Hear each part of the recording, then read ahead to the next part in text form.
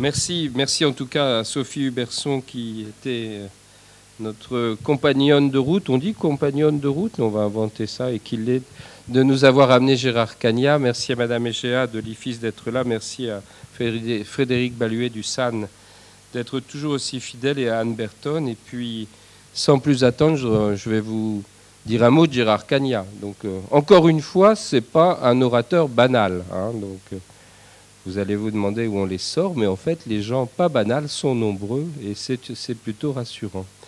C'est un chef qui a connu des années durant les étoiles, une star du métier, un chef étoilé, puisque 30 ans étoilé, 20 ans avec 2 étoiles, c'est pas rien, hein, qui appartient au, oui, qui appartient au grand donc, de la cuisine française et dont le nom est extrêmement connu et renommé. Et puis c'est un personnage qui n'a pas craint de sans cesse réfléchir sur lui-même et sur la société qui l'entoure. Sur lui-même en décidant un jour que bon, il avait tout vu, hein, qu'il pouvait dans la cuisine se mettre à un autre service de la cuisine et de chef étoilé, il est devenu un homme qui réfléchit sur la cuisine. Il se présente volontiers comme un cuisinier reporter et vous me disiez à l'instant, monsieur, que vous alliez ouvrir une nouvelle rubrique sur le Nouvel Observateur.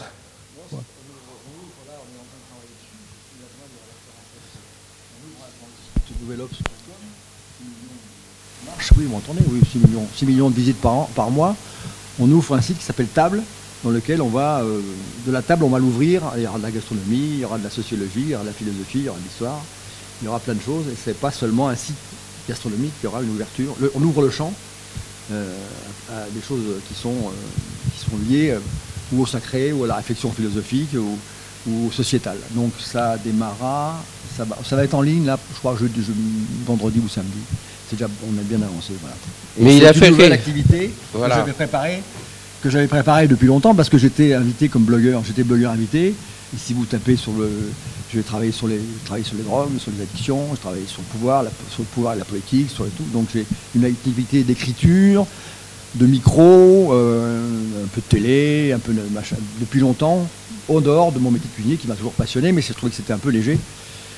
12 heures par jour, c'est assez bien, mais c'est un peu court pour faire... Vous n'avez pas le droit de vous présenter avant que je l'ai fait. Il faut dire, ah bah oui. En fait, il a commencé chez Maxime, mais au lieu d'y aller à 18 ans ou à 21 ans comme c'était légal, il y est rentré à 14 ans et parlait cuisine. Donc c'est quand même 1960. Plus habile. Et pendant longtemps, très longtemps, plus de 20 ans, vous avez été à la fois restaurateur et chef d'entreprise au fameux Relais Saint-Jean de Corbeil. 40 ans au Relais Saint-Jean de Cormeil-en-Vexin, qui était une très très bonne adresse. Voilà. Famille de cuistots, hein, puisque son frère a un restaurant extrêmement réputé à Paris dans le 6e, je pense que vous le connaissez. Son fils est également restaurateur à Saint-Germain, si je ne me trompe pas, hein, Saint-Germain-en-Laye. Donc voilà, donc une famille tout entière vouée à la cuisine et à son image. Et vous êtes aussi à vos heures écrivain. Et on m'a dit que vous aviez commis une histoire naturelle et morale de la nourriture, où vous dites que le génie de la faim, F-A-I-M, et le génie de l'amour sont les 2 moteurs de tout ce qui vit. Moi, je souscris. Voilà. Oui, bon, je vais mettre un peu de l'ordre là-dedans, si vous le permettez, Président.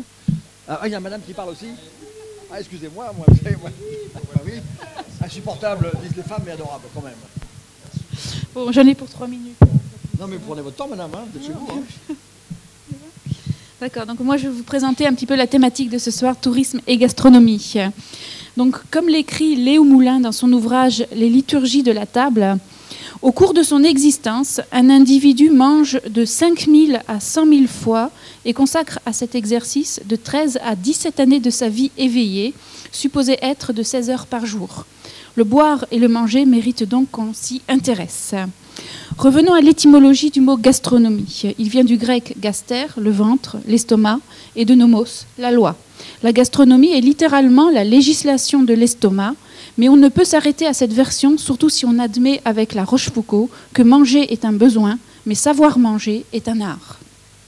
Le dictionnaire Littré entend par gastronomie l'art de faire bonne chère. Cet art repose sur des techniques culinaires, sur des principes de dégustation et de convivialité. La gastronomie est donc de la haute cuisine. La gastronomie est universelle. Pour preuve, combien de pays revendiquent posséder la meilleure gastronomie au monde ? La France, bien sûr, la Chine, l'Italie et probablement d'autres. La gastronomie inspire beaucoup les arts. La littérature, avec un auteur chinois, Lu Guangfu, et son ouvrage très connu, Alexandre Dumas et surtout Brillat-Savarin. La musique, avec bien sûr Rossini, qui est autant connu pour sa musique que son tourne-dos, Mozart et son air du Champagne. On a aussi dans la peinture, au spectre large, qui va de l'âge d'or de la peinture flamande au pop art. Et puis bien sûr, il y a le cinéma, de l'aile de la cuisse, bien sûr, en hommage à Disney, Ratatouille. Cette association gastronomie et art revient à lister la place de la gastronomie dans l'art et à se focaliser sur le regard que portent les artistes sur les aliments. Qu'en est-il de l'association tourisme et gastronomie ? La gastronomie peut revendiquer avoir accompagné les débuts du tourisme. Elle peut aussi prétendre renforcer l'avantage intangible d'une destination.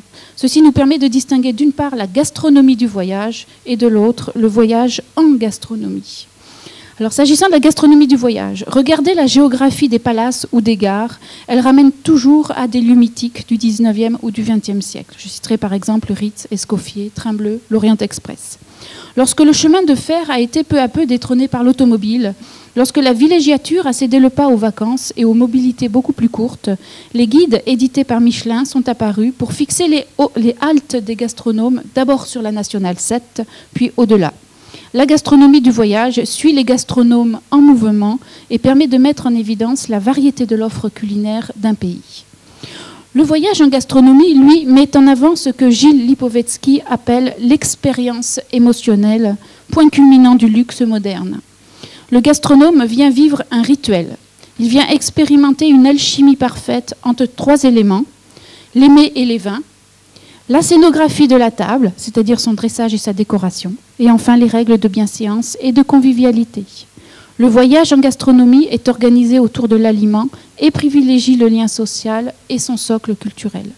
Michel Déon ne dit pas autre chose lorsqu'il écrit que pour bien aimer un pays, il faut le manger, le boire et l'entendre chanter. Le touriste doit venir à la gastronomie parce que cette dernière est un avoir intangible qui repose sur un savoir tacite. C'est à ce titre que la gastronomie peut devenir un faire-valoir unique des destinations touristiques. C'est probablement le signal qu'a donné l'UNESCO le 16 novembre dernier, donc 2010, en inscrivant le repas gastronomique des Français sur la liste représentative du patrimoine culturel immatériel. À l'ère du fooding et du fast-food, je laisserai le mot de la fin à Anthelme Brillat-Savarin, pour qui la destinée des nations dépend de la manière dont elles se nourrissent. Merci.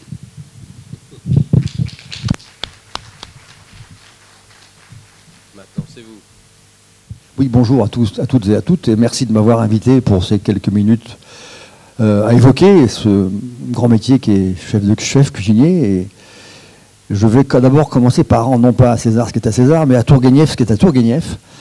Les propos que vous m'avez involontairement, mais j'espère un jour avoir la réputation de Tourguenieff, c'est un poème en prose qui commence comme ça. Le génie de la faim et le génie de l'amour sont les moteurs de tout ce qui vit. Tout ce qui vit se met en mouvement pour se nourrir, se reproduire. L'amour et la faim, leur but est le même.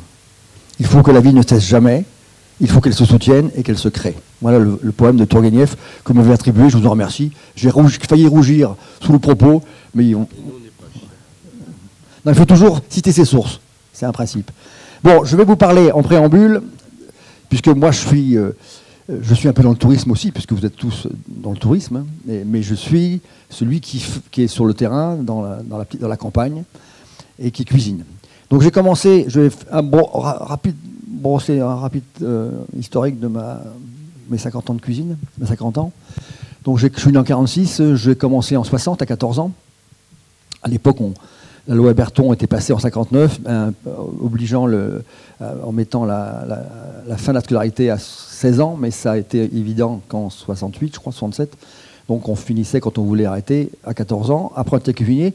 Alors à l'époque, le général de Gaulle était aux affaires, l'Algérie était encore française, le Parti communiste avait 22% des électeurs, on était dans l'après-guerre, dans la reconstruction. Et je franchissais un peu inquiet la porte à tambour d'un célèbre restaurant parisien qui s'appelle Lucas Carton, place de la Madeleine. On est en 60. Donc 2 étoiles Michelin, je démarre comme apprenti. Quelques mois après, je vais chez Maxime, un peu plus loin, rue Royale, c'était pas très loin. Je romps le contrat pour des raisons d'impertinence de ma part par rapport aux autorités. Donc mon impertinence m'a amené dans la 3 étoiles. C'était une impertinence qui a payé. Hein. Au lieu de me retrouver dans le cul de Basse-Fosse, je me suis retrouvé 600 mètres plus loin dans la 3 macarons. À l'époque, il y avait en France 12 3 macarons en France. Hein. Il y avait 80 2 étoiles et 650 3 étoiles. Maintenant, il y a je fais un petit aparté, maintenant il y a 24 3 étoiles, toujours 82 et 400 seulement 1 étoile. Donc me voilà chez Maxime jusqu'à la fin de mon apprentissage. Donc j'avais un certificat d'études. Je sors en 63 avec un CAP de cuisinier. Et puis je fais ensuite, je fais une mini carrière dans l'hôtel Hermitage. Je fais une saison, mais c'était pas mon truc. Et après, je me retrouve dans 2 étoiles Michelin. Je pars à l'armée dans les paras, 2 ans dans les paras, médaille d'or, etc. Donc très vite une activité sportive. Parce qu'il faut savoir qu'avant de démarrer à 14 ans en cuisine, j'avais fait du sport intensif de 12 à 14 ans, de 4 heures par jour. Donc quand je suis arrivé dans le métier, c'est vrai qu'il était dur, mais ça ne m'a pas beaucoup trop gêné de faire des heures et de foncer. Donc je fais les paras, je rentre en 68, je défile avec Malraux sur les Champs-Élysées. J'étais juste à quelques encablures de Malraux. Et ensuite, je m'installe donc dans le Val d'Oise, à Cormières-avec-Saint. Val d'Oise, à l'époque, on est en 68. Le Val d'Oise, c'est vraiment le nouveau, fait partie des nouveaux départements de 1967. Hein, la Seine-et-Oise était énorme, elle datait du siècle dernier, du 19e. Et là, tout d'un coup, on découpe cette grande Seine-et-Oise en plusieurs départements, dont le Val d'Oise. Donc, je démarre presque comme le Val d'Oise en 68, 1 an après.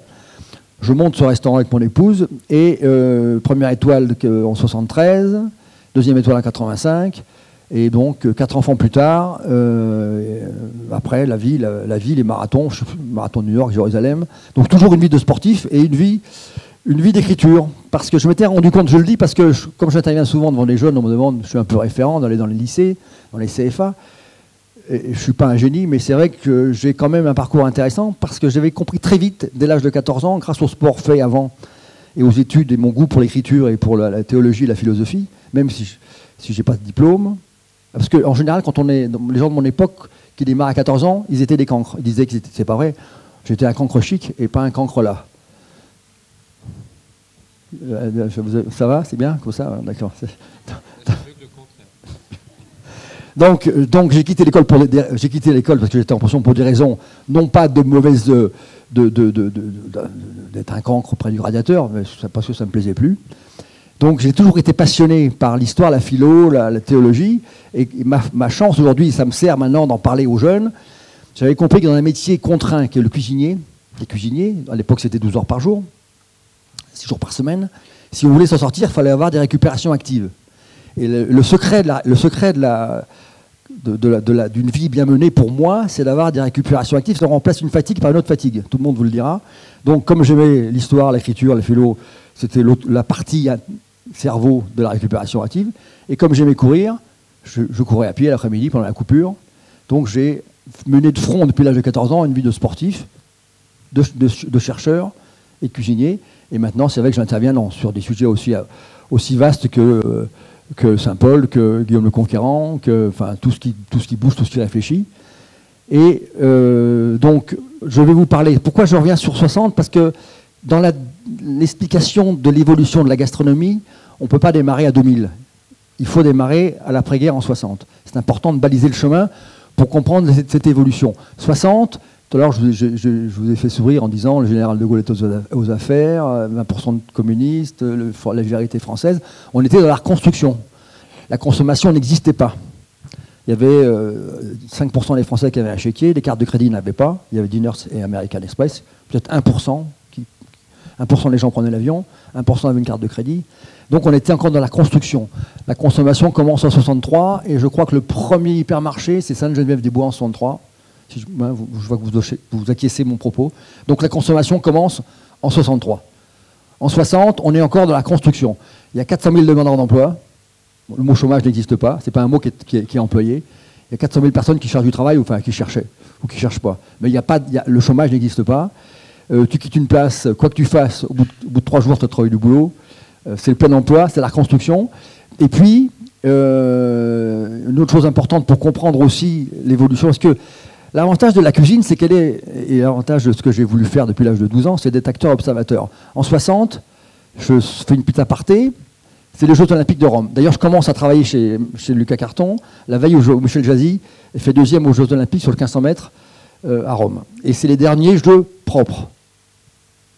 64, on va sauter quelques années là, donc j'ai quitté l'apprentissage. 64, Tokyo, premier jeu salle, premier jeu où on se dope.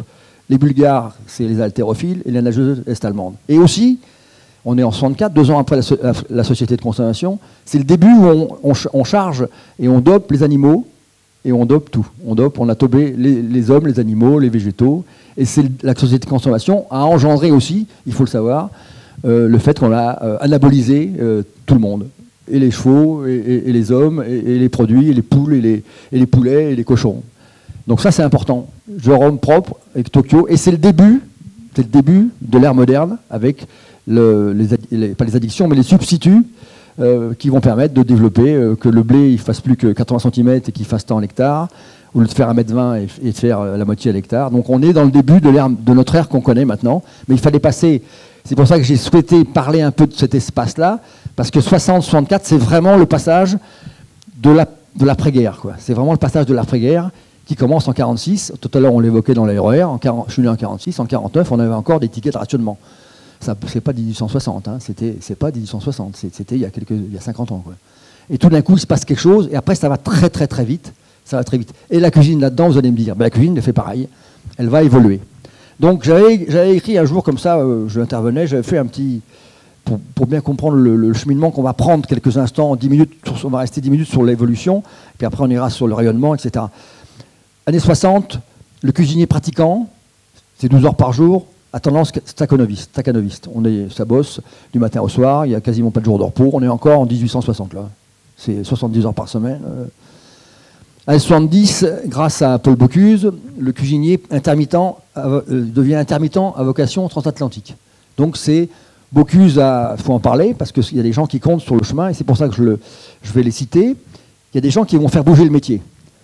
Au niveau du changement de statut, c'est Bocuse, c'est lui qui va tuer les gens, le service en salle, ça va être le service à l'assiette, ça va être les chefs vont sortir de leur cuisine, on mettra le nom des chefs sur la devanture.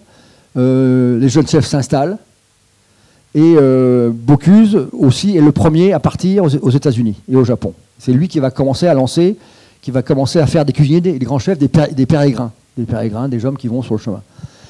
Ce qu'il faut savoir pour rendre non pas à César mais à Maxime sa place. Maxime en 63, j'y étais encore, venait d'ouvrir Chicago et Tokyo. Déjà, on l'a complètement oublié, mais c'est Maxime qui à l'époque a commencé à ouvrir des restaurants, des succursales à l'Asie, vous voyez, d'abord les États-Unis, marché, et l'Asie, il savait que ça serait un marché porteur. L'Asie à l'époque n'était pas un marché porteur, elle était à la peine en développement, on n'en parlait pas. Les États-Unis, bien sûr. Donc Maxime aussi a joué un rôle. Donc Bocuse, il met les cuisiniers, il les sort de la cuisine. Et il en fait, pas encore des stars, mais il en fait des personnages dont on parle. On passe pas encore à la télévision, on n'est pas appelé pour savoir ce qu'on pense de Deleuze ou de Bakounine, mais on commence à bouger, à parler. On commence à parler. Avant, on ne parlait pas. Après, les années 80, le cuisinier devient diva, parce que là, on est à propension égo-mio-centrique. Égo-mio-centrique. Vous suivez toujours, ça va ? Donc là, c'est les notes. Le fait d'avoir noté les chefs, ça a foutu un bazar pas possible. Parce que celui qui avait 18 voulait avoir 19. Celui qui avait 18,5, etc., c'était la guerre des chefs. 80, guerre des chefs. Ça a commencé comme ça. Avant, c'était facile. 1 étoile, 2 étoiles, 3 étoiles. Là, ça commençait à être les divas. On est devenus, pas moi, mais on est devenus un peu divas. Et on courait après le demi-point qui manquait pour faire 18,5, etc. Donc ça a été un moment un petit peu pénible, je trouve.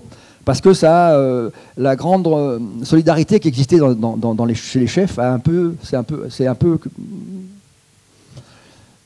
comment dirais-je, délité, pour pas dire fracassé. Après, on est en 90, et là on voit arriver ce qui se passe maintenant. Le cuisinier tendance retour du soleil levant. Retour du soleil levant, donc du Japon. Alors pourquoi le Japon est important et pourquoi je l'ai noté? Parce que vous savez comme moi, vous avez tous fait des études, vous êtes tous très cultivés, vous savez que le japonisme a beaucoup impressionné les impressionnistes à partir du 1870. Donc il y a japonisme et impressionnisme, ça a été très important. Le japonisme a beaucoup apporté aux impressionnistes. Et nous, chez nous, les cuisiniers japonais sont venus en stage, grâce à nos amis grands chefs qui partaient là-bas. Ça a rempli les cuisiniers de stagiaires, ça ne coûtait pas trop cher en plus, c'était pratique, il faut aussi le dire. On s'est rendu compte après, ça c'est la phase stagiaire, et puis après, à partir de 80, le stagiaire ça a commencé en 70, et à partir de 90, on peut 95, oui c'est ça, 90-95, on sent que la cuisine a évolué aussi. Elle devient plus décimétrique, plus géométrique. On commence à faire d'ailleurs on n'a qu'à prendre les livres de cuisine des années 60 et des années 90, on voit une recherche d'esthétisme dans la cuisine.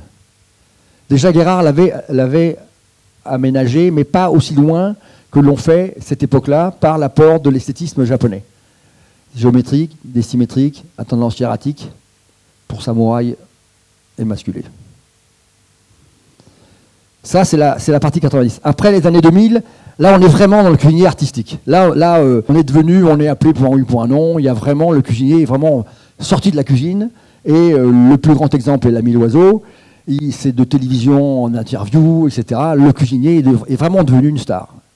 Il était un peu star 80, mais on ne l'appelait pas pour un oui ou pour un non. Après, on commençait à lui demander son avis sur tout. Et ce cuisinier-là, tout à l'heure j'ai un peu anticipé, et c'est vrai que la cuisine devient de plus en plus géométrique et décimétrique. Ça, c'est vraiment, en 2000, c'est la charnière. Entre les deux, il y a une époque qu'on n'a pas évoquée, mais peut-être la question va se poser. C'est 96, c'est la cuisine moléculaire. 96-97, la cuisine moléculaire, dont Ferran Adria était le grand héros avec un H et RAUT, et suivi par mon ami Thierry Marx, Pierre Gagnère et Vera. Les trois grands chefs, les autres, ils ont bricolé, mais ils n'ont pas su s'en sortir. Donc il y a eu une cuisine moléculaire initiée par Adrien, Ferran Adria, qui aussi a été, à cette époque-là, 96-97, le point de départ de la titrisation. Titrisation et sphérisation ont été les deux événements, un dans la finance et un dans la cuisine.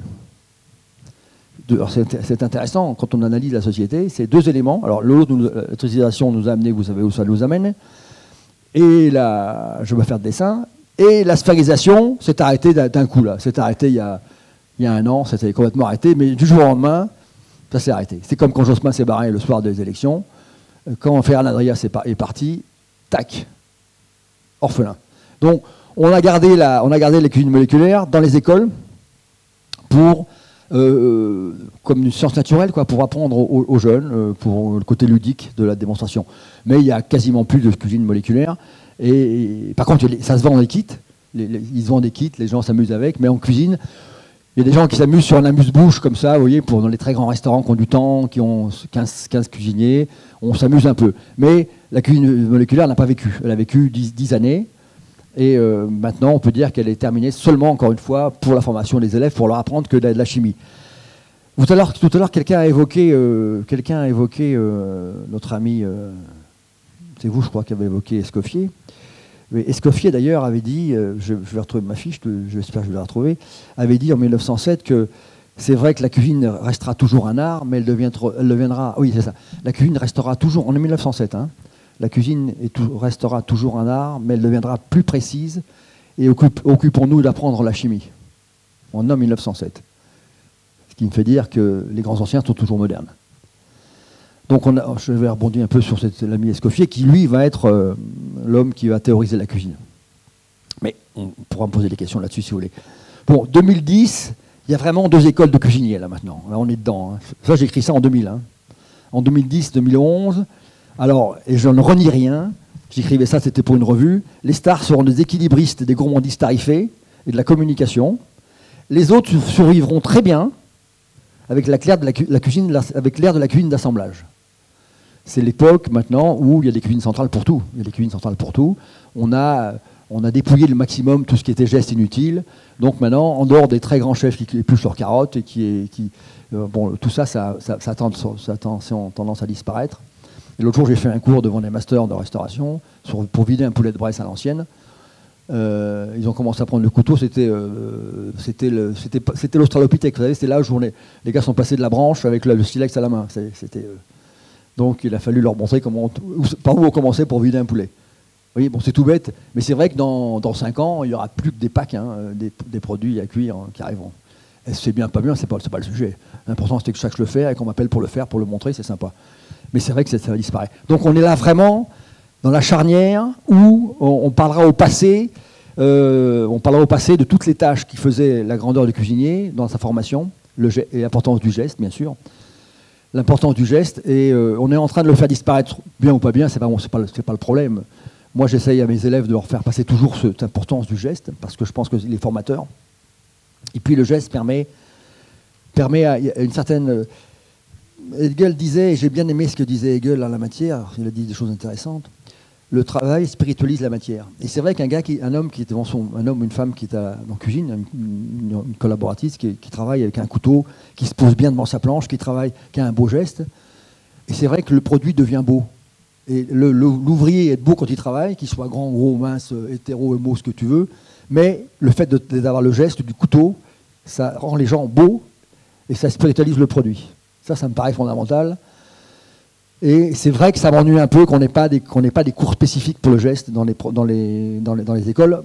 Ceci étant, Jean-Marie Panazol, l'inspecteur général de l'Éducation nationale, m'a demandé, c'est commencé déjà à Tours il n'y a pas longtemps, de faire des séquences, sur le geste. Parce que c'est clair que ça va disparaître.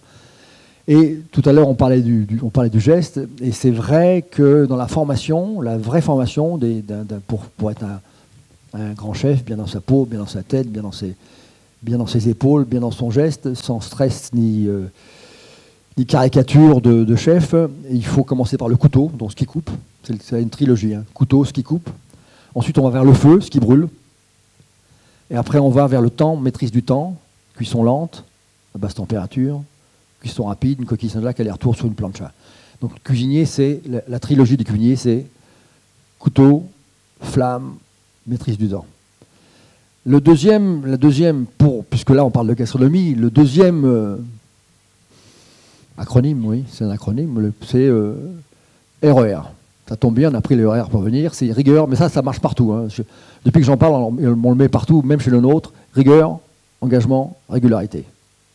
Ça, c'est le postulat du chef, quoi. Parce que quand on a 2 étoiles, même une, à chaque service, on t'attend au virage, quoi. T'as pas droit à... Il faut éviter d'être petit, quoi, avoir mal à la tête aux gens, faire la gueule, pas content. Faut quand même être là, quoi. Et M. Trichot, un des grands patrons du Michelin, disait... J'ai beaucoup d'admiration pour vous, les chefs étoilés, parce que c'est pied au mur et pied au plancher à chaque service. Mais c'est un peu ça. Donc quand on dit « Ouais, Masterchef, c'est super, les gens vont venir chez nous », il reste 3 jours, 4 jours, et quand ils voient les contraintes, c'est pas la même musique, parce que faire un plat ou 2, c'est sympa, mais en faire son quotidien, c'est pas tout à fait la même chose. Donc rigueur, engagement, régularité, c'est l'arbre de vie, la colonne vertébrale du cuisinier. Et quand il a ça, et les 3 choses, geste, flamme, temps, il peut faire un bon cuisinier. Donc ça, c'est la partie construction de la cuisine telle qu'on la connaît. Et alors, bien sûr, maintenant, je vais vous parler des évolutions structurelles. Là, je vous ai parlé des hommes, des évolutions. Il y a eu des évolutions structurelles. Le premier qui a commencé qui a bousculé un peu la cuisine, on est en 64, il s'appelle Michel Guérard. Il est pâtissier de formation. Et tout d'un coup, il décide, il a compris, la société est en train de changer. C'est pour ça que j'ai dit société de reconstruction. Je n'ai pas parlé de consommation encore, j'ai dit ça commence. Et il s'est rendu compte que ses clients, et souvent, la femme prend une place de plus en plus importante dans la prescription du restaurant. On est en 65, 64, 65. Les gens commencent à aller au restaurant plus souvent. Il n'y a pas que les repas d'affaires ou les repas de fête. Les gens commencent, il y a de plus en plus de cadres, il y a de plus en plus d'ingénieurs, il y a de plus en plus le pouvoir d'achat augmente, et on va au restaurant. Et c'est les femmes qui, souvent, sont prescriptrices. Dans les années 60, les repas, et même jusqu'en 75-80, les repas d'entreprise, les repas de ce que j'appelle les TP, les acheteurs des grandes surfaces, tout ça, le midi, on part à midi, on finit à 4 heures. et on a les amygdales qui tremblent dans la vieille prune. On a connu la guerre, on a ramé, donc il faut y aller, quoi. C'est ce qu'on appelle les mecs de terrain, quoi. C'est agrément de femme, on ne sert pas là. Et il rentre à 4 heures, bon, pas trop clair, sans les golfs pas trop clairs, par exemple. Donc, mais tout d'un coup, Michel Guérard, qui est un homme très fin, très sensible, très intelligent, il comprend que la société, elle bouge. Et il aime les femmes, il a raison, et il se dit, je vais cuisiner pour les femmes. Donc, qu'est-ce qu'il fait? Il prend des grandes assiettes, c'est le début des 32 cm, les grandes assiettes, 64, et il fait une cuisine très, très élégante, avec des produits hyper frais, quelques herbes, de l'huile d'olive, il met la nouvelle cuisine en place. Mais comme il a eu beaucoup de talent, il le fait bien, il maîtrise ses cuissons, et quand il met des herbes, il met l'herbe qu'il faut. Il ne met pas l'herbe pour faire style, j'ai mis de l'herbe. Donc il a une espèce de génie de la cuisine élégante, parce qu'il cuisine pour les femmes. Il ne cuisine pas pour les repas d'affaires. Et les femmes sont ravies, et c'est le premier. Bocuse s'occupe de nous sortir de la cuisine, et Guérard nous bouscule un peu. Je dis nous parce que je fais partie des cuisiniers de l'époque. Et il apporte cette dimension élégante, la belle assiette. Le produit simple, il a fait un malheur avec un filet de merlan de ligne, merlan de ligne, pas un chalut, un truc écrabouillé. Un filet de merlan bien brillant avec une julienne de légumes, une petite sauce avec à peine de vin blanc, un peu de citron, quelques herbes. Et il a fait un malheur avec ça. Et salade de foie gras, c'est lui qui a lancé la salade d'haricots verts croquants, foie gras, etc. Il a redonné à l'époque. Vous avez faim ou quoi, non? C'est pas fini, vous allez voir, ça va pas fini, là. Vous allez voir, je vous torture. Il a apporté un supplément d'âme. Alors attention, il ne faut pas vilipender la cuisine d'avant, parce qu'on dit qu'il était riche, elle était lourde. Moi j'étais chez Maxime, on faisait de l'haricot vert croquant aussi, on faisait beaucoup de choses avec des sauces courtes. Il n'y a pas toujours la sauce, ce qu'on appelle la sauce Toto à la louche. On appelle les poissons avec on se rappelle des communions dans les années 60, on appelle à la louche avec le fleuron sur le plat. On passait ça à la salamandre, c'était archi cuit, roulé body 200 couverts avec une louche, un cuisinier et un plomb, on faisait 200 couverts les gars. Je caricature pas, c'est un peu ça. Vous êtes des professionnels je crois. Bon. Donc Bocuse nous sort de la cuisine, met le cuisinier devant, il ne le laisse pas dans le fond de sa cuisine.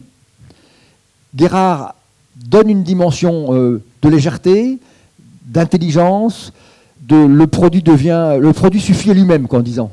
On ne va pas le charger. C'est vrai que la cuisine saucière des années 47-68 correspondait à un besoin d'après-guerre. Il fallait encore une fois que ce soit très largement copieux et que ce soit saucier, copieux et saucier. Et lui, il a ciblé ce qu'allait devenir. D'ailleurs, très vite, c'est les années Giscard. C'est la cuisine giscardienne. C'est l'époque, quoi, donc filiforme et tout, avec maman derrière. Et donc il est déjà dans l'époque. Par contre, à côté de ça, il y a comme d'habitude, tous les grands chefs qui font la cuisine, un peu Guérard, si vous voulez, et qui ont du talent, il faut des cuissons millimétrées, il faut travailler vraiment dans les purs. Donc il n'y a que les grands qui s'en sortent. Ceux qui font la nouvelle cuisine, ils ne savent pas la faire s'ils n'ont pas les bases. Parce que pour faire ça, il faut avoir les bases. C'est toujours le même problème, c'est un peu comme le solfège. Donc Guérard apporte, ça c'est important. On a dit Bocuse, on a dit Guérard, donc 64, et d'ailleurs il décroche. Vous êtes tous trop jeunes pour avoir connu le pot-au-feu à Agnières en 64, dans la friche industrielle d'Agnières. Il n'y avait pas des immeubles comme maintenant, c'était la friche de l'après-guerre. Et dans un gourbi, un ancien restaurant d'un gars qui faisait des frites, il a décroché 2 macarons. Alors on a toujours dit le Michelin, il attendait longtemps, paraît-il, il était vieux jeu. Il a quand même donné un gars, quand on rentrait dans le restaurant, il y avait 22 couverts. Quand on rentrait dans le restaurant, si on avait une table au fond du restaurant, il fallait bouger tout le monde pour aller s'asseoir. C'était plein 3 mois avant. Et il était dans un gourbi, quoi. Il y avait de belles assiettes, mais les toilettes c'était dehors, presque dans la cour. Voilà. Mais la cuisine était tellement sublime que le Michelin a trouvé tout à fait normal de mettre 2 étoiles. Voilà. C'est vraiment l'exemple type du gars qui, dans un petit restaurant, dans un ancien baraque à frites presque, vous voyez, un peu aménagé, il a réussi à avoir 2 macarons. On est en 65. Après, on a donc les 2 premiers qu'on marqué, après-guerre, c'est Bocuse, Guérard. Après arrivent les années Robuchon. Alors les années Robuchon, là, on frôle en matière de cuisine, ce qui me paraît, à mon avis, le top du top. Là, c'est les époques 80-85, je ne l'ai pas cité tout à l'heure. Alors lui, il apporte à la fois la rigueur de la cuisine classique, il apporte l'élégance de Guérard, et il apporte ensuite, il sublime encore plus, parce que il sait faire des mélanges qui surprennent mais qui ne choquent pas. Il m'avait fait un jour une tranche de pain avec une truffe, une tranche de pain frottée à l'ail avec une lame de truffe en plein mois de décembre, des truffes super noires. Ail et truffe, qu'aurait dit que ça? C'était diabolique, madame, diabolique. Hein? Vous voyez, il a su oser sans choquer, surprendre sans choquer. Ça, c'était très fort. Et pour moi, c'est le grand des années 50 à maintenant. Mais ceci étant, il fallait tenir le choc dans la cuisine. Hein. Il fallait tenir. C'était très dur. Mais il arrivait à un niveau d'excellence que j'ai peu connu. Pourtant, j'ai été dans tous les restaurants. Pour moi, c'était le maître de la grande cuisine, à la fois dépouillé, mais à la fois avec des produits extraordinaires et une sapidité. Sapide, vous voyez. Et on avait aussi une grande mémoire. Quand on avait mangé chez lui, on se rappelait de son pigeon, de ses truffes, de ses coquilles, qui étaient... Enfin, tous ces produits, on s'en rappelait. On ne se nourrissait point, on se nourrissait d'esprit. Tout à l'heure, vous avez parlé d'esprit. L'esprit, on prenait un grand coup quand même. Là. Voilà. Ça, c'est le troisième bonhomme de mes 50 ans, oui, 60, 2010. Grand bonhomme. Le quatrième, et obligatoirement à partir de 95, c'est Ducasse. C'est Ducasse parce qu'il a su, alors on aime ou on n'aime pas, mais il a su faire un conglomérat de restaurants. Personnage hors norme. C'est pas le meilleur. Il est très décrié comme tous les gens qui réussissent parce qu'il gagne beaucoup d'argent. Et il est très décrié, mais c'est un grand monsieur. Donc c'est celui qui a su aussi, il a su se faire payer et ne jamais être le propriétaire tout en gagnant plus que tout le monde. Très fort. Très fort. Tout est facturé et pas de risque financier. Donc, et c'est énorme, hein, l'empire de... Et derrière, Robuchon a fait la suite à partir du moment... Il a arrêté, donc... Je me souviens plus, je crois que 92, il a arrêté. Et puis il a fait une année sabbatique. Et puis après, il a dit, bon, je quitte la cuisine. Et maintenant, j'ai plein d'élèves, je vais monter des restaurants. Et il a monté un empire aussi, avec ses élèves. Comme il avait beaucoup formé, c'est un homme très rigoureux, il a pas des élèves, il a des disciples. À ce niveau-là, de toute façon, à partir de Macaron, on n'a pas d'élèves, ils ne tiennent pas la route. Ils ne sont pas assez engagés. À partir de Macaron, il faut des disciples. Parce qu'on est trop exigeant sur les choses les plus simples. Et quand on est exigeant sur les coquilles, le homard, les riz de veau, c'est pas suffisant. Il faut être exigeant sur la ciboulette, sur les navets, sur les carottes, sur les pommes de terre, sur tout autour. Donc c'est très dur. On est très dur à vivre à cause de ça, parce que notre exigence est maximale. Et heureusement qu'on est 80 en France. Sans ça, il y aurait plus de suicides dans les cuisines. Donc voilà, ça c'est la partie...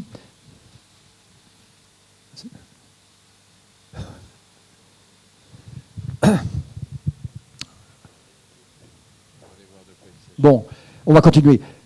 Pourquoi j'ai cité Ducasse, même s'il est décrié, parce qu'il a aussi, comme l'avait fait Guérard, ils sont tous précurseurs, les quatre là, ils sont tous précurseurs à un moment donné de la société. Ils l'ont analysé, ils l'ont compris, ils l'ont pas précédé, mais ils l'ont suivi très vite. Et maintenant, Robuchon a fait la même chose, il a 6-7 restaurants, Gagnère en a 4, tous les grands chefs ont 2, 3, 4 restaurants. Les deux seuls actuellement, entre Macaron qui n'ont pas 2 ou 3 restaurants, c'est celui de l'Est, là, vous avez, tout à l'heure on a cité. Oui, non, pas Éberlin. Éberlin, ils n'ont qu'un, oui. Éberlin, ils n'ont qu'un. Il y en a un dans la campagne, là, près du Luxembourg, c'est pas ça, non? Entre l'Allemagne, la France et... Bon. Mais les autres, ils en ont tous. Gagnère, il en a 4. Les frères Pourcel, qui en avaient 3 à une époque, ils en ont 5. Régis en a 2.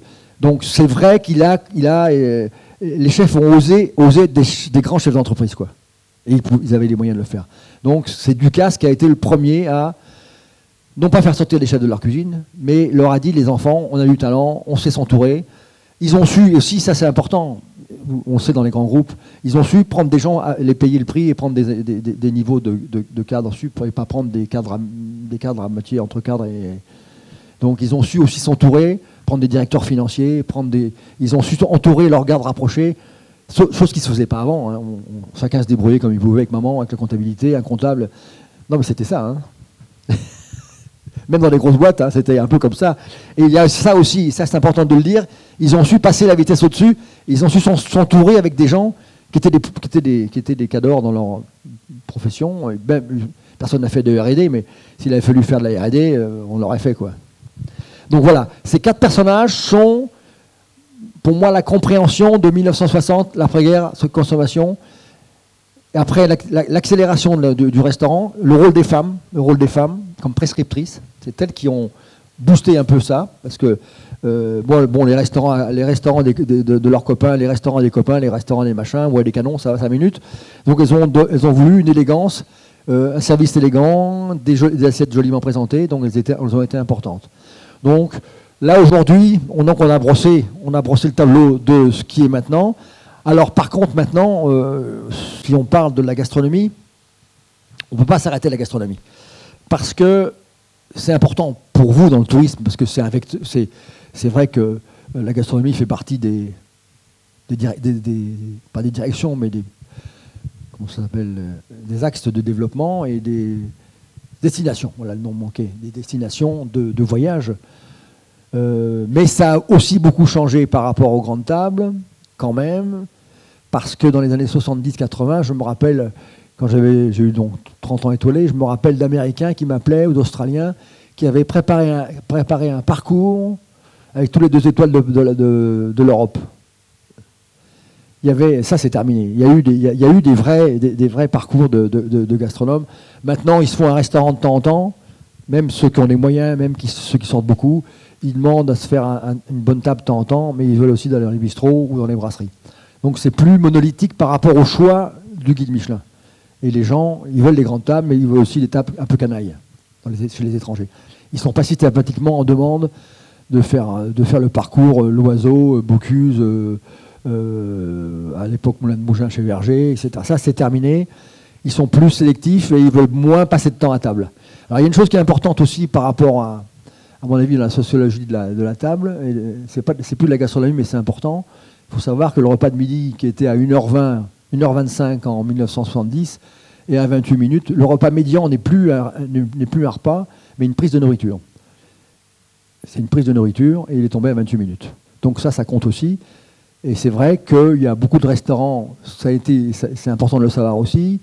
La montée en puissance des bistrots de chefs à partir de 93. 93, c'est une date qui nous fait la guerre d'Irak, mais c'est un épiphénomène par rapport à ce qu'on a vécu. C'est pas l'Irak qui nous a mis, qui a empêché les gens d'aller au restaurant le midi, ou d'aller moins les grands restaurants, et la montée en puissance des seconds, comme à Bordeaux, des seconds vins de Bordeaux, des seconds des grands chefs.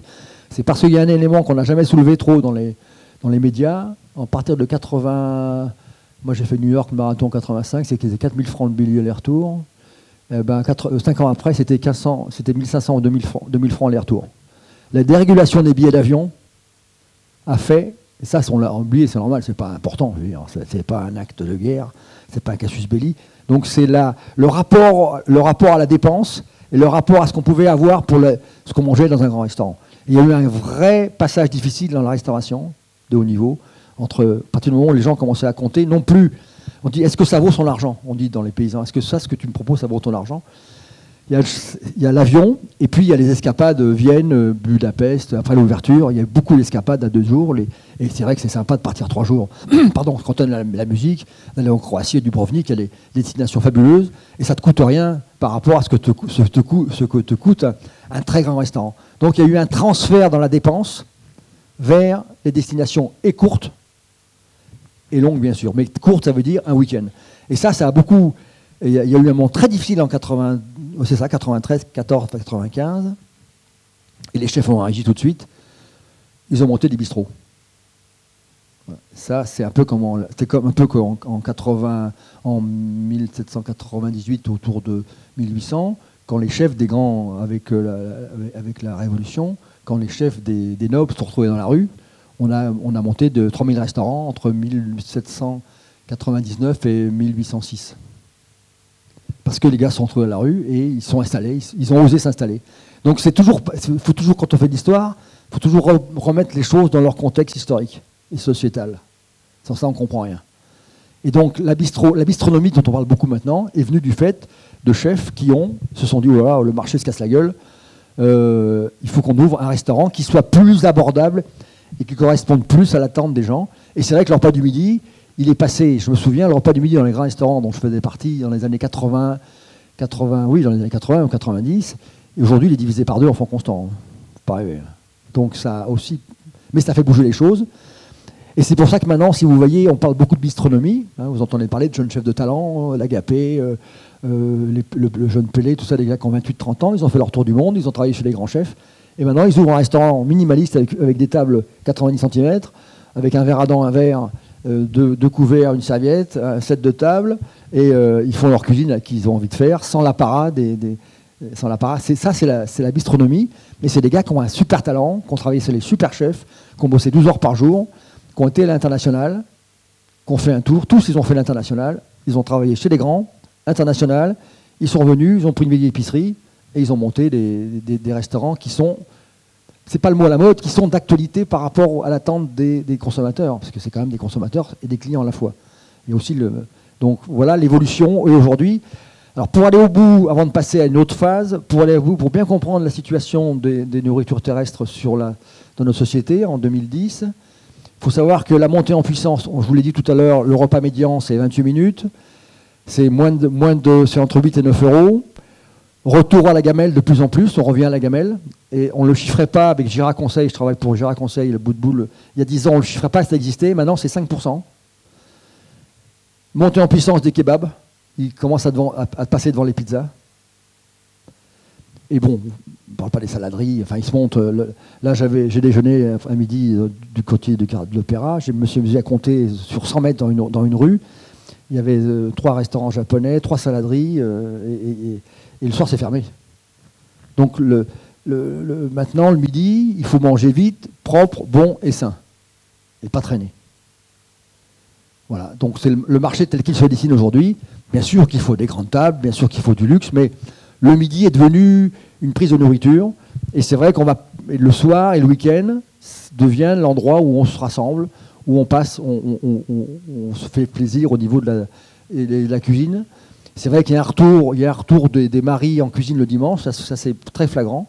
Et les gens qui ont un peu quelques économies, quelques belles maisons, ils ont un beau fourneau, ils ont un beau four, et puis ils vont marcher le matin, et puis après ils sont énervés, et puis après il leur faut un plongeur. Là, madame, la machine. Non, je plaisante, mais c'est vrai qu'il y a un vrai retour, le dimanche. Pour des gens qui ont des grosses situations, qui bossent beaucoup, ils ont leur récupération active, ils ne font pas de jardin, mais ils font de la cuisine. C'est leur récupération active. C'est pas vrai? Donc ça, c'est un vrai retour. Et ça, c'est flagrant. On peut le quantifier. Voilà dans les grandes lignes pour ce qu'on a vécu jusqu'à maintenant. Donc on va passer. Est-ce que vous avez des questions? Parce que je ferais bien que comme on va quitter une époque, on va parler de l'évolution. Est-ce qu'il y a des questions qui vous viennent à l'esprit sur ces 30 années? C'est plus les 30 glorieuses, hein, c'est 60, 70, 80, 90. Est-ce qu'il y a des questions qui vous viennent à l'esprit avant qu'on passe à la... Voilà. Pas de questions? Bon. Alors oui, il y avait aussi, on a parlé aussi du rayonnement. Il nous reste, on est dans les temps, c'est bon là? Vous les avez éclatés les temps. Après c'est fini? Bon. Après les questions. Ah bon, d'accord. Non mais, alors on va parler du rayonnement. C'était mon deuxième thème que je souhaitais aborder. Parce qu'aujourd'hui c'est un peu la guéguerre. Il y a eu la guéguerre avec Goemio et les notes, le 19 sur 20, et puis le 20 sur 20, une erreur monumentale, 20 sur 20, qui mérite 20 sur 20? Enfin c'était n'importe quoi. Tout le monde a convenu. Aujourd'hui, le rayonnement et place de la gastronomie française, j'avais mis dans le monde, face à l'émergence des nouveaux talents. C'est un vrai sujet en Europe et dans le monde. Ça, c'est un vrai sujet que je voulais traiter en deux. C'est pour ça que je voulais qu'il y ait des questions pour finir cette époque 60-90, microcosme. Là, on allait passer au rayonnement. Alors, il s'est passé quelque chose d'assez important cette année, qui est passé inaperçu, sauf pour le sociologue que je suis. Il y a eu, au mois de mars, le Salon du Livre, les invités étaient les pays du Nord. Et il s'est passé autre chose, c'est qu'au Bocuse d'Or, 3 mois avant, les 3 premiers qui ont gagné le Bocuse d'Or, qui est vraiment le truc que tout le monde bave, c'est 3 nordiques. Donc ça veut dire que les Vikings sont revenus, et avec talent, et on peut noter 2 choses sur les Vikings, sur nos amis de la cuisine du Nord. D'abord, ils ont décidé, tous ces jeunes chefs qui sont là-bas, d'abord ils ont décidé de gagner le Bocuse d'Or. Ils ont mis les moyens qu'il faut. Ils ont travaillé ça avec des coachs physiques. Ils ont pris un MOF français, un coach physique. Ils ont travaillé comme s'ils préparaient, c'était les marathoniens, ils ont préparé les Jeux Olympiques. Ils ont travaillé sur le corps, la condition physique. Non, mais je pèse mes mots. Hein. Ils étaient affûtés, la condition physique, et ils ont travaillé 6 mois, budget 1 million d'euros. Énorme. Ils ont décidé de gagner. Ils ont fait pendant 4-5 ans, avant de tout gagner, la raflée, ils ont fait des places d'honneur, 2e, 3e. Et là, ils ont raflé tout d'un coup. Et par contre, alors le Bocuse d'Or, c'est pas une référence. Hein. On voit jamais les plats. Je sais pas si vous avez vu les plats des Bocuse, des concours. C'est pas les plats c'est pas des présentations qu'on peut servir dans un restaurant. Il y a un grand décorum, c'est millimétré, c'est superbe, c'est très beau, c'est très artistique, c'est quelquefois très bon, très artistique, c'est très maîtrisé, mais c'est pas quelque chose qui est duplicable, même chez les grands. C'est des plats de concours, ce qu'on appelle. Par contre, ce qu'ont amené nos amis les Vikings, ça c'est très important, et je vous le signale parce que quand on suit ça de très près, ils sont revenus, non pas aux fondamentaux, mais ils sont revenus à une cuisine un peu originelle. Pas originale, hein, originelle. C'est-à-dire qu'ils ont travaillé avec les produits qu'ils avaient sous la main. Ils sont devenus quelque part pêcheurs, cueilleurs, chasseurs. Et toute la cuisine des pays scandinaves, des grands chefs talentueux, qui ont tous fait leurs armes chez nous, il ne faut pas croire. Hein. Ils ont, avant de faire retourner comme Ulysse après dans le voyage, ils ont fait un tour chez les grands chefs et ils ont décidé, ça c'est très important pour la suite de l'évolution, de travailler avec les produits qu'ils avaient à leur disposition. Pas de produits importés. Et Redzepi, le grand chef dont on parle, le Noma, qui est à Copenhague, qui est la star actuelle, il travaille qu'avec des produits, et ça c'est la nouvelle donne. Ils ont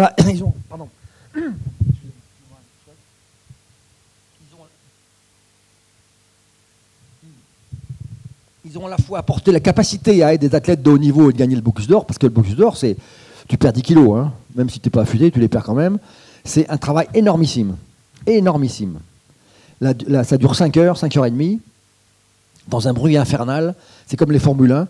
Il y a la musique, c'est énorme. Personne n'est allé un jour au CIRA à Lyon, c'est énorme. C'est Star Academy, la Formule 1, la bagnole, le bruit et tout. C'est énormissime, c'est très dur. Donc ils s'entraînent dans le bruit. Ils s'entraînent dans le bruit avec de la musique à fond. Ils sont vraiment mis en condition. Alors ils sont capables d'avoir gagné les grands concours. Et c'est pour ça que les cuisiniers français, souvent on dit, les cuisiniers français sont mal dans leur peau. C'est vrai qu'il y a eu un passage à vide. Quand ils ont perdu d'un coup le Bocuse d'Or, c'était une claque quand même. Hein. Les Bocuse, l'icône, c'est comme si on avait fait tomber Staline. Quand on a fait tomber Staline avec les communistes, Bocuse, c'est un empereur, c'est une icône. Le jour où il va claquer, il y a 2 jours de national à Lyon. Hein, faut pas, il y a 2 jours, au moins 2 jours. Hein. Hein, vous êtes d'accord avec moi, hein. C'est énorme, parce que c'est un type énorme. Mais ce Bocuse d'Or, qu'il aille, ça a été une claque terrible. Et c'est vrai que là, mes amis 3 étoiles, ils se sont réunis, ils vont monter une espèce de Dream Team. Ils ont demandé des subsides pour monter, et que le gars qui va être sélectionné puisse être pris en main complètement. Équipe de France, complètement. Parce que ils ne supportent pas. Moi, j'ai trouvé ça très bien. Ça veut dire que nos élèves dépassaient nos maîtres, les maîtres. Et comme Nietzsche disait à ses élèves, volez-moi mon savoir, moi je trouve très bien qu'un élève dépasse son maître. Mais ils n'ont pas bien pris. Deuxième claque pour les chefs, pour la gastronomie. Mais personne ne l'a vu, mais moi je les connais tous, et je dévoile pas de secret. Hein. C'est qu'on a inscrit, non pas les grands chefs, parce que je fais partie de la mission française, je suis trésorier de la mission française, et quand on dit les textes, on ne pouvait pas inscrire la grande cuisine française. On cuisine des rites, des usages, des artefacts et autres. Donc on a inscrit le repas gastronomique des Français. Et c'est vrai que ça a fait, les grands chefs ont dit c'est quoi cette connerie, les grands chefs c'est nous, etc. Donc l'année était très difficile pour les grands chefs. L'inscription au repas gastronomique et pas aux grands chefs, et les Vikings qui montent à l'assaut du Bocuse d'Or.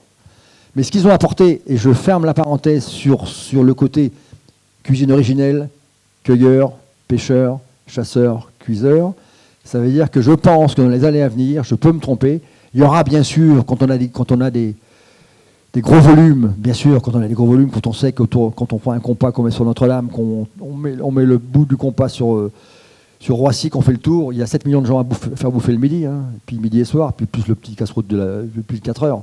Donc il faut des volumes, hein, il faut des semi-remorques, il faut livrer, il faut que ça sorte. Hein. Donc ça, c'est sûr.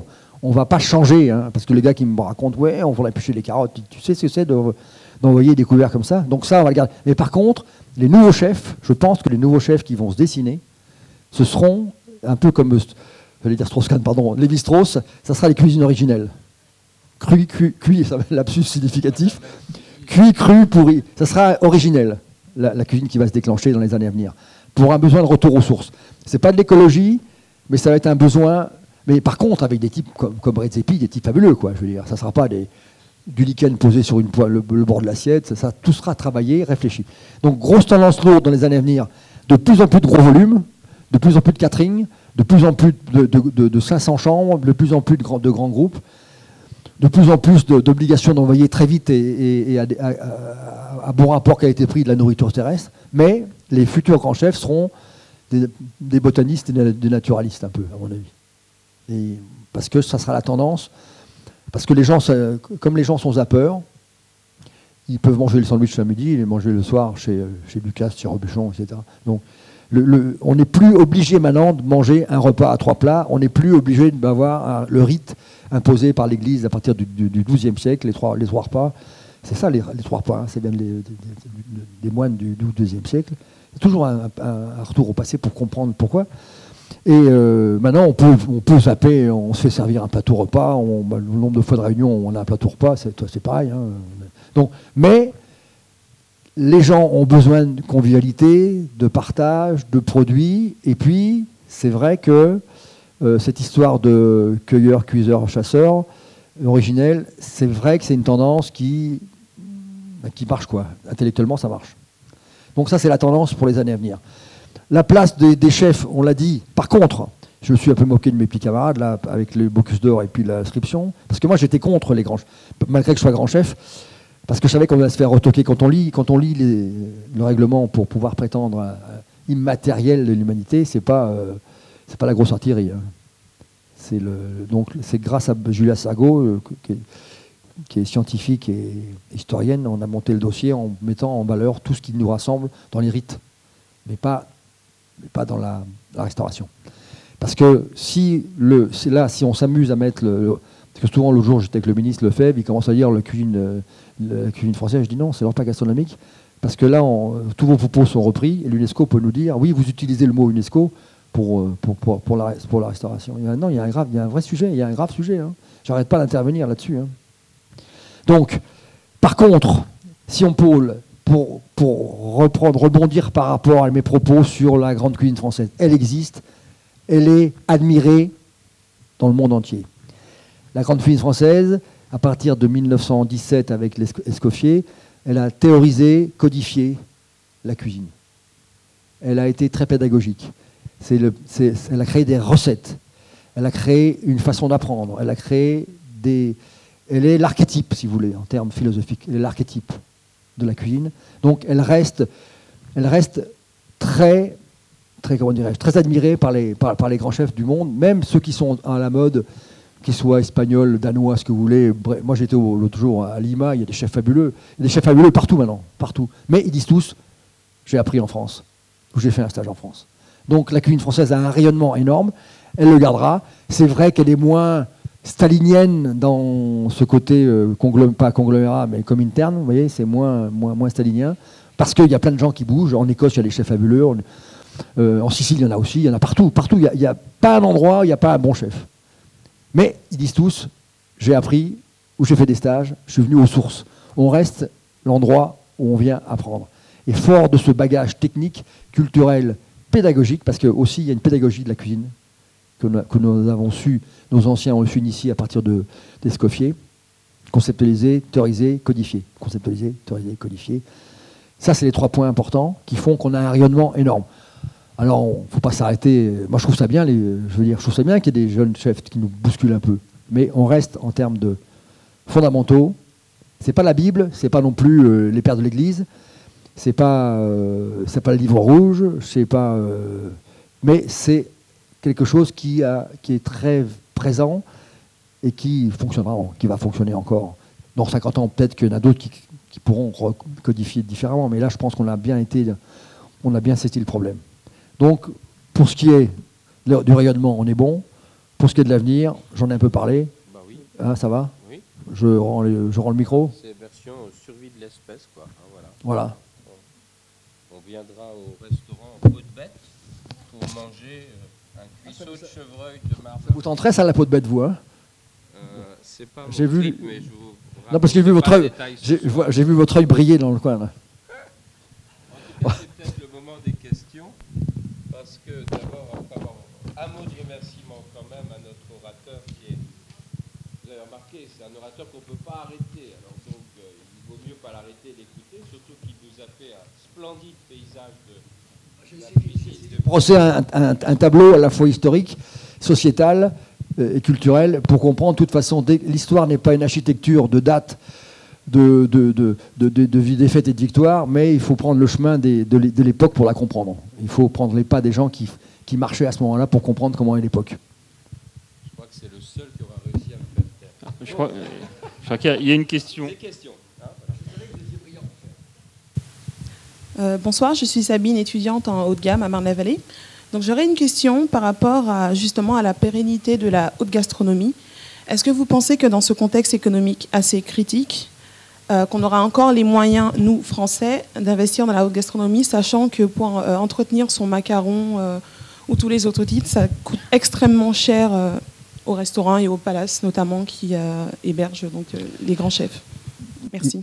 Il est clair qu'aujourd'hui, le Français moyen, c'est pas péjoratif, a un revenu moyen, médian, un revenu moyen, ne peut pas aller dans les restaurants étoilés.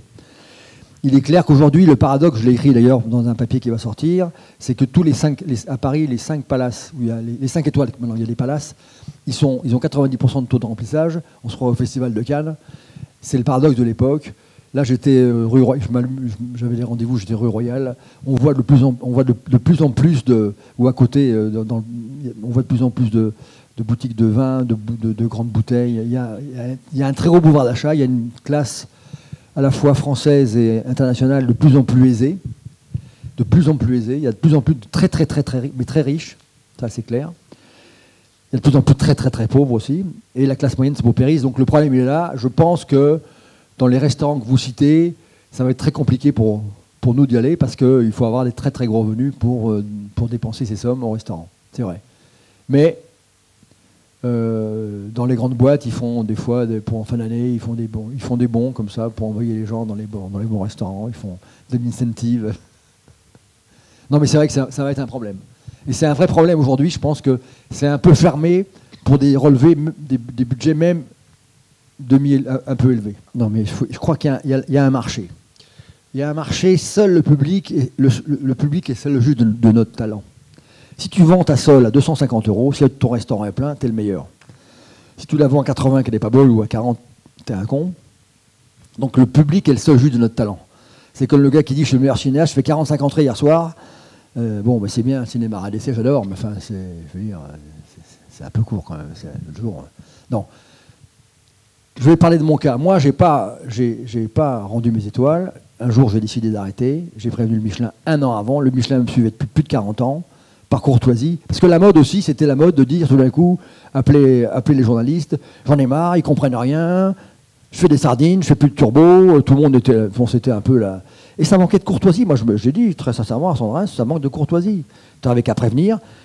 Tu appelles la presse le jour de la sortie du Michelin, au mois d'avril de l'année où il fallait l'appeler 6 mois avant pour prévenir. Moi, je l'ai fait et j'ai été remercié. C'est un problème de courtoisie. C'était négatif. Et maintenant, vous allez chez Sandrin, on n'est pas loin du prix qu'il y avait quand il a rendu les fameuses étoiles. Hein. Donc, non, il y a un marché, il y a des marchés. Vous les prenez pas. Dans ces marchés, il y a des codes. Dans ces marchés, c'est des niches. Hein, c'est des niches. Hein. Cette cuisine à 150, 200 €, 150, 200, 250 €, comme on dit, le bout, hein, par tête de pipe, c'est un micro-marché, hein, ça représente 0,000.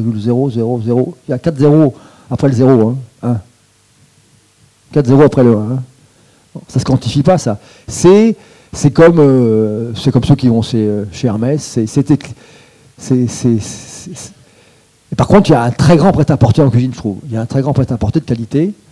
abordable. Mais les grandes tables, c'est vrai que c'est compliqué. Alors, pour répondre à votre question, on se bat. Vous savez, quand on a été étoilé Michelin, la pire des choses, c'est d'être dégradé.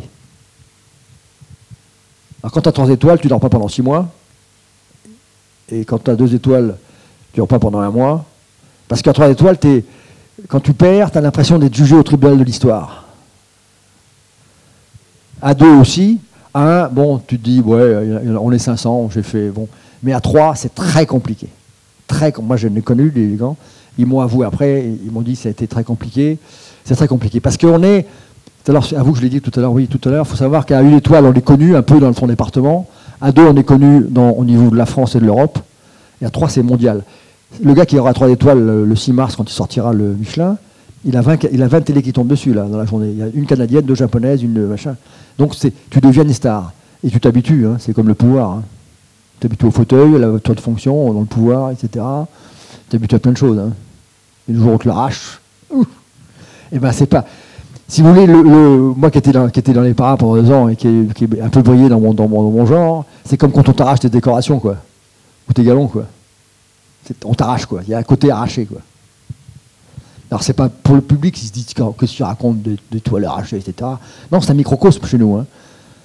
Je disais tout à l'heure, moi j'ai eu 2 macarons pendant 30 ans, partout où je jouais, bon, je m'annonce jamais, mais monsieur Cagnard, bon, j'évite d'y aller parce que souvent ils vous invitent, et c'est pas très agréable non plus de se faire rincer, mais on est connu, surtout quand on a formé beaucoup de jeunes, donc on est connu.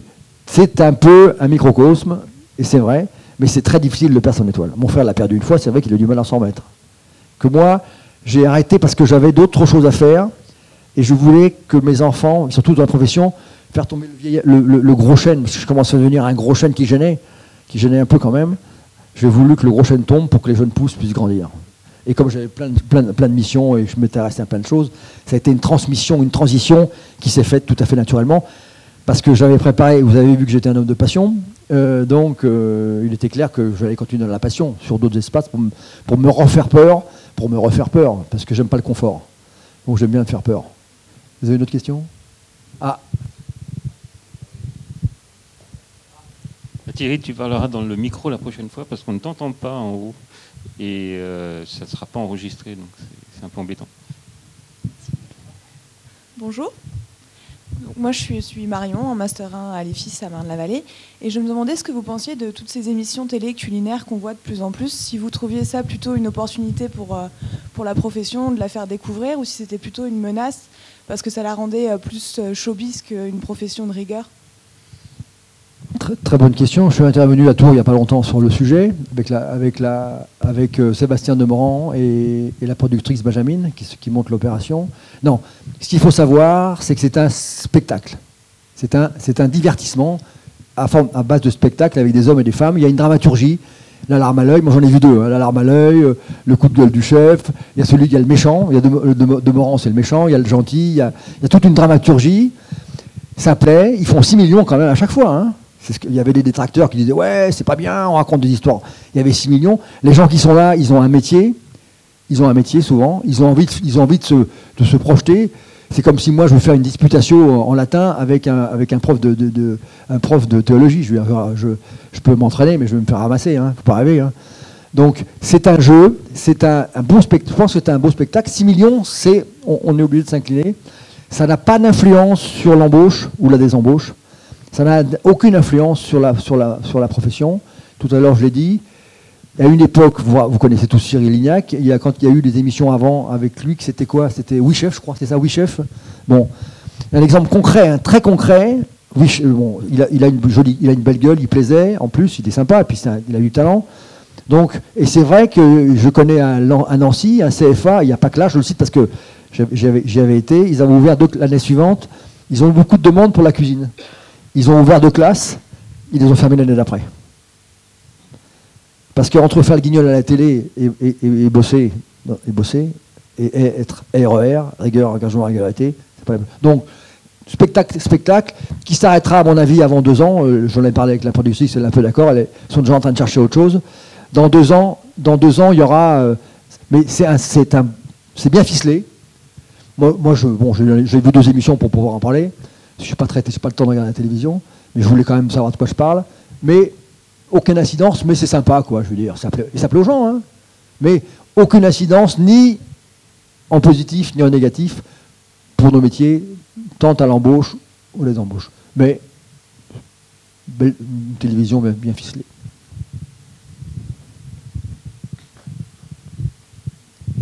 Merci Sébastien.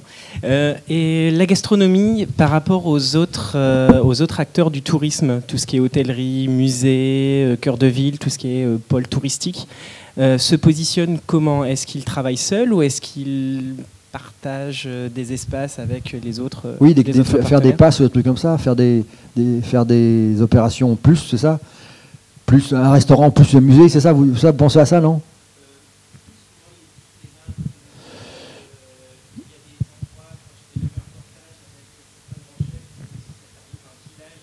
Ah oui, ça vous pensez à Georges Blanc, c'est ça, Georges Blanc à Bonas. Ouais, probablement. Enfin, ça c'est un exemple. Ça doit être ça. C'est l'exemple. Mais ça, c'est, je pense, un cas extrêmement rare. C'est un cas extrêmement rare. C'est plutôt la gastronomie qui se met peut-être à côté. Par exemple, dans Paris, Paris en tant que ville touristique d'attraction. Mais après, il y a d'autres endroits. Comment la gastronomie, les acteurs de la gastronomie, s'imbriquent avec tous les autres acteurs du tourisme. Ils sont un produit plus à Paris. Le cas de Georges Blanc, qui est un cas remarquable, c'était un très grand chef d'entreprise. Il a quand même réussi à faire. Ils lui ont fait une sortie pour lui, quand même, l'autoroute. Hein. Ils ont fait une sortie pour lui. Il fait vivre 3000 personnes. Hein. C'est énorme, 2500 personnes. Et c'est très bien. Il a plusieurs niveaux de prestations, hein. Du très grand luxe à la formule un peu bistrot. C'est remarquable. Donc ça, c'est vraiment le cas à part où le village lui appartient quasi. Hein. Pour le reste, on vit à côté. Hein. Je vois. Moi, je pensais, là, on parlait de Saint-Germain, et moi, j'aime bien l'archéologie. Il y a un très beau musée d'archéologie à Saint-Germain. J'en ai parlé justement hier avec un gars du Monde. Est-ce que ça serait bien, de temps en temps, de faire une proposition pour le Vautier, que vous connaissez, hein, musée, restaurant, mais c'est compliqué parce que on rentre dans le centre-ville, il faut être à côté. Je pense que, je pense pas qu'il y ait d'incidence, sauf dans la restauration. Pour que ça fonctionne, par exemple, le château d'Auvers, que tout le monde connaît, Auvers-sur-Oise, qui m'a parlé tout à l'heure. Oui, c'est le monsieur Lussan, là. À Auvers-sur-Oise, il y a une restauration dans le château. Bon, il faut faire une restauration à 15 euros, 15-16 euros. Donc, il n'y a pas un restaurant étoilé à 15 euros, quoi, je veux dire. Voilà, donc ça limite. Pour la gastronomie pure, ça ne peut être que des gens qui ont prévu qu'il y a une promesse de repas de qualité, ça se prépare, ça se réserve. Mais par rapport au tourisme, musée, tout ce que vous voulez, non, c'est la petite restauration qui fait florès et qui a sa place. Pas la gastronomie, en tant que telle, hein, c'est-à-dire les 5 ou 600. Oui, bonjour, moi je suis Jean-Michel et je travaille pour Euro Disney. J'ai une question concernant la pression justement des guides à l'heure actuelle sur les grands chefs. J'ai eu la chance de travailler en collaboration avec Olivier Rollinger, qui a jeté les armes, Olivier, et Marc Eberlin. Et j'ai l'impression qu'il y a une telle pression maintenant quel est le risque pour nos grands chefs? Non, pour l'ami Olivier, que je connais bien, il faut savoir qu'il a été matraqué. Il a été matraqué sur le port quand il était étudiant en sciences, en chimie. Il était étudiant en chimie. Il avait 20 ans. Il a été matraqué par des malfrats. Hein. Tout à fait. C'est pour ça qu'il a changé. Voilà, il a été matraqué. Il était entre la vie et la mort pendant plusieurs mois. Et donc il a arrêté ses études. Il a pris la cuisine. Donc il a un parcours très courageux, il a fallu qu'il se remonte la pente, hein. Il a été fracturé de partout, hein. Il a été laissé pour mort sur le port. Donc lui, je le connais bien, il n'en pouvait plus, quoi. Je veux dire, il tenait plus les deux services, il y avait une fatigue, donc c'était. Et il a arrêté parce que il n'a pas arrêté parce qu'il en avait marre, il a arrêté parce que son corps ne pouvait plus répondre aux exigences de ce métier qui est très, très, très prenant, hein. C'est un métier où il faut avoir une sacrée santé. Voilà. L'autre que vous avez cité l'ami Olivier et puis... Marc Eberlin. Bon, Marc Eberlin, il continue, ça roule, hein, c'est une très belle maison, c'est une belle maison, elle est très, très structurée, il y a un gros staff. Non, je pense qu'aujourd'hui, il y a pas mal de chefs qui se... Il y a ceux qui sont adossés, les 3 étoiles, il y a ceux qui sont adossés à des activités périphériques. Bouquins, consulting... l'étranger, c'est en France, c'est 1 000 euros par jour. L'étranger, c'est 4 000 euros par jour. Bon, alors vous partez 8 jours, je sais pas où, vous multipliez, hein, bon, ça va vite. Hein. Bon. Et c'est vrai qu'il y a un certain nombre de très bonnes tables, vous êtes dans le business, peut-être une vingtaine qui sont autonomes complètement, qui n'ont pas besoin de ça. Passard n'a pas besoin de ça. Passard fait partie, c'est le seul chef 3 étoiles qui n'a ni succursale, qui ne va jamais faire de démonstration. Celui du Nord, là, le nom m'échappe, pas du Nord, mais de l'Est, là aussi.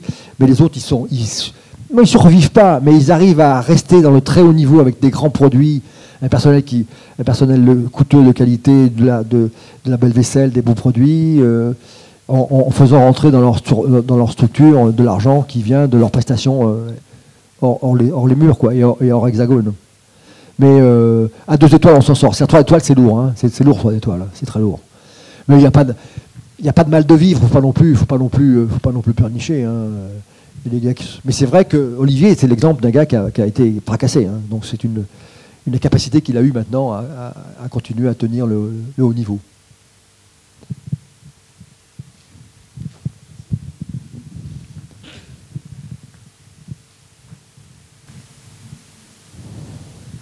J'ai peut-être une question. J'aimerais vous interroger un petit peu sur la nouvelle mode que l'on voit émerger en centre-ville. On voit de plus en plus de boutiques où les gens font la cuisine, où ils repartent avec leurs plats, voire surtout d'ailleurs des boutiques de pâtisserie qui font ça, dont une à Saint-Germain-en-Laye d'ailleurs. Pour ne pas la citer, on voit aussi émerger dans les lycées hôteliers, il y avait un reportage hier d'ailleurs à la télé, des lycées hôteliers qui donnent des cours du soir, comme ça, avec des gens qui s'inscrivent et visiblement c'est plein. Alors j'aimerais savoir ce que vous pensez de cela, parce que ces gens n'ont pas pour vocation de changer de métier a priori, mais ils viennent avec les produits, etc. J'aimerais savoir ce que vous pensez un petit peu de ça. Ça se correspond, je croyais qu'on était comme ça entre nous en train de parler, ça correspond à ce que je disais tout à l'heure, c'est qu'il y a pour le midi une prise de nourriture, pour le soir un souci de bien manger, et pour la fin de semaine de se faire plaisir. Ce qu'il faut savoir, c'est que on va refaire un tout petit peu d'histoire. Après 68, 70, toutes les femmes qui ont fait des études de haut niveau ont refusé catégoriquement. Elles avaient vu leur mère faire à manger pour le père, elles avaient vu l'ostracisme permanent du pater familia. Et toutes les femmes qui font des études supérieures, j'en ai rencontré un paquet, elles s'interdisaient de faire à manger et de faire à faire à manger. Donc il y a eu un maillon manquant. Et voilà, j'ai créé il n'y a pas longtemps Cooking Class by GC, by Gérard Cagnat. Et c'est des femmes de 35-40 ans qui ont une situation, mais qui ne savent rien foutre. Et à qui j'apprends le mandoline, l'économe, le couteau, le machin. Elles sont ravies. Et elles sont ravies, mais c'est un jeu. Parce qu'elles n'ont pas voulu remplacer leur mère. Elles n'ont pas voulu remplacer leur mère au foyer parce que elles l'avaient vu. C'est vrai que c'était compliqué d'être une femme hein, après la guerre. Hein. Bon, on était encore comme 1850. Alors il y a ça qui est important. Il y a eu un maillon qui a sauté. Et puis il n'y a pas eu de relation. Ben justement, je vais faire quelque chose là-dessus avec la transmission. Je te dis tout à l'heure la voiture, la transmission mère-fille. Et la transmission mère-fille qui n'a pas existé. Vous êtes d'accord hein qui n'a pas existé. Et j'ai même vu, je me rappelle, j'avais été inauguré avec des journalistes le TGV, pas le TGV, sous la mer, là, sous la Manche, l'Eurostar. Ils montaient une classe premium pour concurrents. Voilà, on trouve service à table, filet de bœuf Rossini, vous voyez, la classe premium. Et j'avais été comme expert, j'étais venu pour goûter. Et j'étais on était quatre, il y avait 2 jeunes femmes élégantes, toutes études supérieures, etc. Et il y en a une qui m'a dit, moi, monsieur, on parlait comme ça, moi, monsieur, je ne fais jamais manger à mon mari, je me refuse. Et peut-être... Ah oui, elle me disait, c'est ça, oui, c'est l'autre. Elle me dit, maintenant, j'ai un petit garçon, et je vais au marché pour faire à manger à mon petit garçon. C'est fort quand même, hein, c'est violent. Hein. Elle n'a pas voulu faire manger au mari, parce que le père était tellement chiant avec sa mère, qu'elle en a conçu quasi une haine, tuer le père, quoi. C'est pas le fils qui tuait le père, c'est la fille. Parce que c'était pas facile les années 50-60 hein, pour les femmes. Hein. C'est pas facile, moi je vous le dis. Hein. Donc c'est ça, c'est tous des problèmes de société, des problèmes culturels. Donc il faut toujours prendre son bâton de pèlerin, comprendre la société, comment ça fonctionnait. Et c'est vrai qu'elle m'a dit, moi, alors mon mari rentrait tard le soir, je mettais un bout de viande froide sur la table, et ma mère, quand elle venait à la maison, mais tu laisses pas ton mari? Ben, je dis merde, hein, comme ça. Hein. Il se débrouille, moi je ne vais pas lui faire à manger. il lui fait un bout de viande forte pour la table, et tout, les grosses situations, hein, cadre supérieur chez machin et tout.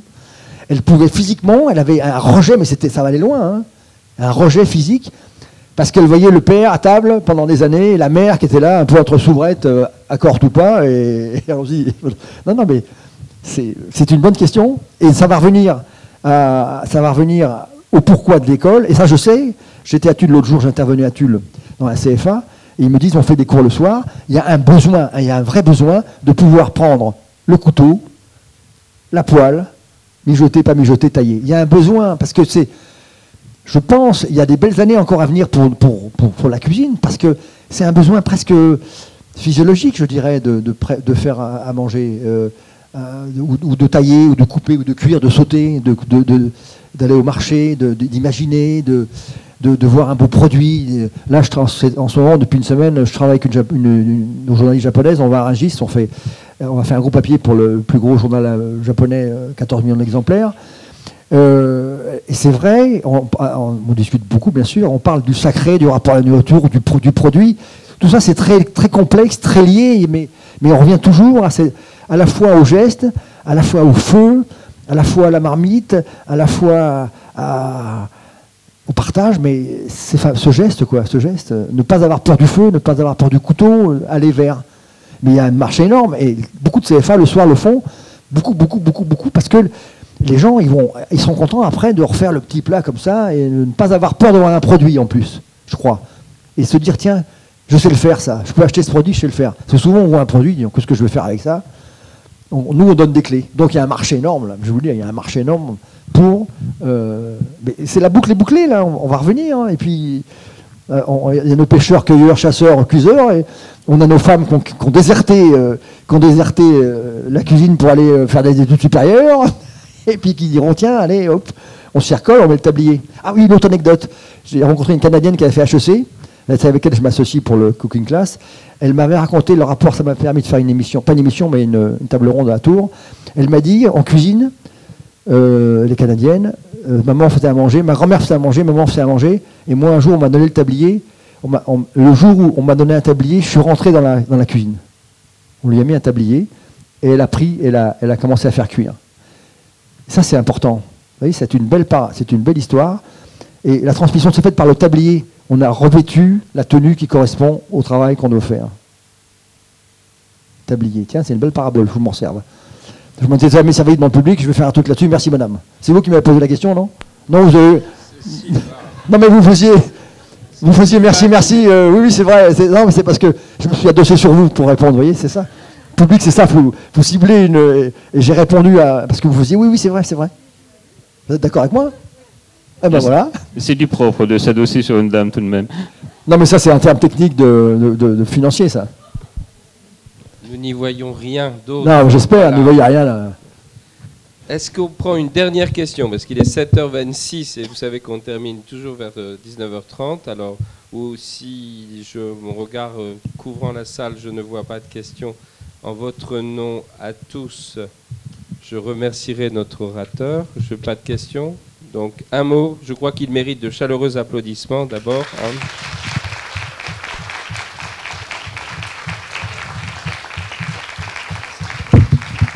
C'était Noël pour deux raisons. On ne voulait pas terminer l'année sans parler de quelque chose quand même d'un peu festif, et c'est vrai que la gastronomie, c'est festif. Et puis alors, en plus, vous êtes un orateur insatiable, il faut bien le dire, et donc ça a donné à cette séance de ce soir une vie et une vigueur toute particulière. Je voudrais dire un mot quand même de remerciement, parce qu'on a dans la salle Jean-Noël Thion, qui est le directeur je me suis trompé sur son prénom, c'est pas grave. Jean-Michel. Donc, Jean-Philippe Thion, qui est le directeur du Disney Village. Voilà, après avoir été le directeur de l'hôtel Amiral de Disney, puisque c'était le patron du Disneyland Hotel, l'hôtel Rose Bonbon, l'hôtel des petites princesses, là qu'il a dirigé pendant des années, des années. Et donc c'est un grand plaisir de voir que tu es là ce soir, Jean-Philippe. Je t'en remercie vivement. Voilà, on est passé du XVIe siècle des moines du XIIe au XVIe siècle à Tourguenieff, et on a terminé par les gens qui remettent le tablier. C'est vrai que c'est une très belle expression. Et donc... se faisait par le tablier qui te donnait pas l'autorité, mais qui qui t'ouvrait la porte du geste et de la flamme. Oui, mais il y a bien des endroits où on met le tablier, en tout cas. Et je vous souhaite donc à tous une bonne soirée, des bonnes fêtes de Noël, en remerciant à nouveau l'université, en la présence de Nathalie Zegni... Elle est belle, hein, de Sylvain Zegni et de Nathalie Fabry. Ils ont fait leur coming out ce soir. Bon, le SAD du Val d'Europe avec évidemment Monsieur Baluet et toute l'équipe. Et puis les gens de Disney qui sont venus en nombre. Merci à tous et bonne fête de fin d'année. Rendez-vous le 18 janvier pour une séance sur le tourisme d'affaires avec Étienne Cochet. Ça sera très très intéressant. Merci à l'IFIS aussi.